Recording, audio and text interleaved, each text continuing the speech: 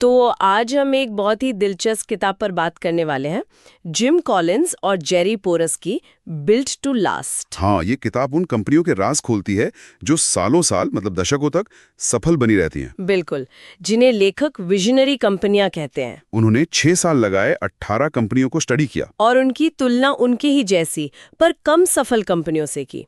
तो सवाल यही है कि कुछ कंपनियां ऐसा क्या करती हैं जो वो टिक जाती हैं। और ये सिर्फ मतलब क्वार्टरली रिजल्ट्स की बात नहीं है, ये गहराई में जाती है। लीडरशिप, कल्चर, इनोवेशन, ये सब कैसे जुड़ा है। सही।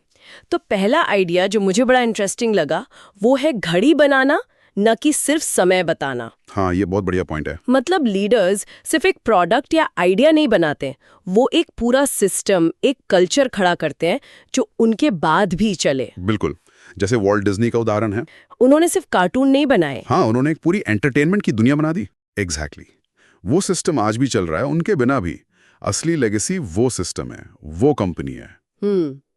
अच्छा, और इसी से जुड़ा है अगला पॉइंट, मुनाफे से भी ज्यादा। हाँ, कि ये कंपनियां सिर्फ पैसे के पीछे नहीं भागती। उनका एक बड़ा मकसद होता है, कोई कोर वैल्यूज होती हैं, जैसे एचपी का एचपी वे। बिल्कुल, वो कल्चर था जहां इनोवेशन, लोगों का सम्मान, ये सब मुनाफे से शायद पहले आता था। और इससे होता क्या है, मतलब सिर्फ अच्छा फील करने के लिए तो नहीं है ये। नहीं, देखो, जब एक क्लियर मकसद होता है ना, तो वो मुश्किल वक्त में गाइड करता है, फैसले लेना आसान हो जाता है और लोग भी ज्यादा मोटिवेटेड महसूस करते हैं। सही बात है। फिर एक और बड़ा चैलेंज आता है बैलेंस का। मूल को बनाए रखो पर प्रगति को भी प्रेरित करो। हाँ, ये सबसे मुश्किल कामों में से एक है शायद। मतलब अपनी जड़ों से जुड़े रहना। हाँ, अपनी कोर वैल्यूज पर टिके रहना और साथ ही बदलते मार्केट टेक्नोलॉजी के साथ बदलना भी, खुद को रेलेवेंट बनाए रखना। जॉनसन एंड जॉनसन का क्रेडो इसका अच्छा उदाहरण है शायद। बिल्कुल क्लासिक। वो आज भी उनके फैसलों को गाइड करता है, इतने सालों बाद भी। लेकिन वो प्रोडक्ट्स और स्ट्रैटेजी में लगातार बदलते रहे हैं। ये बैलेंस साधना ही शायद असली कुंजी है। हाँ, अपनी पहचान खोए बिना आगे बढ़ते रहना। अच्छा, एक और बड़ा मजेदार कॉन्सेप्ट है, बिग हैरी ऑडेशियस गोल्स। हाँ, बड़े डरावने साहसिक लक्ष्य। ये इतने बड़े होते हैं कि पूरी कंपनी में जोश भर देते हैं, जैसे वो नासा वाला लक्ष्य। हाँ, 1960s में कि दशक के अंत तक इंसान को चांद पर भेजना है और वापस भी लाना है। बिल्कुल। ये सिर्फ टारगेट नहीं होते, ये पूरी ऑर्गेनाइजेशन को उसकी लिमिट्स पुश करने पर मजबूर करते हैं। क्या ये हमेशा काम करते हैं? मतलब इतने बड़े लक्ष्य। देखो, ये मोटिवेशन देते हैं, डायरेक्शन देते हैं। हाँ, वो होने चाहिए ऐसे कि नामुमकिन ना लगे पर बहुत चुनौतीपूर्ण हो। फिर एक और प्रैक्टिकल बात किताब कहती है, बहुत कुछ आजमाओ और जो चले उसे रखो। हाँ, यानी कि एक्सपेरिमेंट करो, फेल होने से डरो मत। जैसे सोनी का केस है, कितने सारे प्रोडक्ट्स बनाए उन्होंने। बिल्कुल, कुछ चले कुछ नहीं चले, पर वो सीखते गए। ये एक कल्चर की बात है, जहां गलतियों को मतलब सीखने का हिस्सा माना जाता है। हाँ, छुपाने की चीज नहीं।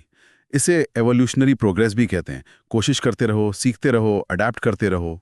और दो छोटी बातें और थीं। एक तो ये कि ये कंपनियां लीडर्स को अक्सर अंदर से ही तैयार करती हैं। हाँ, home grown management, PNG, 3M जैसे उदाहरण है। बाहर से लाने की बजाय अंदर के टैलेंट को ग्रूम करना। और दूसरा, इनमें वो वाली सोच नहीं होती कि बस अब ठीक है, नेवर गुड इनफ वाली फीलिंग। लगातार बेहतरी की तलाश, हमेशा और अच्छा करने की कोशिश। ये दोनों बातें जुड़ी हुई हैं। अंदर से आए लीडर अक्सर इस कल्चर को बेहतर समझते और आगे बढ़ाते हैं।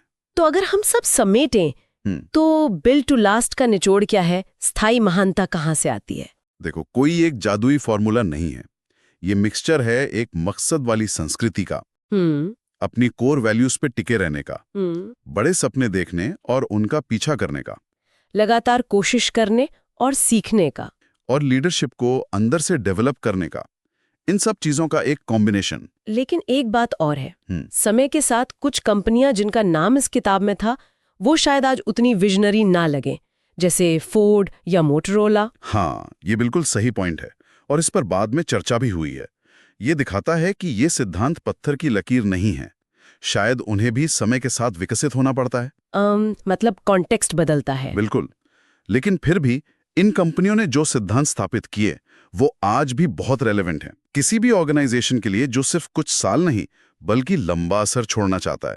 तो आखिर में सोचने वाली बात शायद ये है कि आज के इस तेजी से बदलते दौर में कोई भी संगठन, चाहे नया हो या पुराना हो, छोटा हो या बड़ा, हाँ, वो कौन से अपने मूल सिद्धांत और कौन से बड़े साहसिक लक्ष्य चुन सकता है जिससे वो सिर्फ आज के मुनाफे से आगे बढ़कर कल की एक स्थायी विरासत बना सके।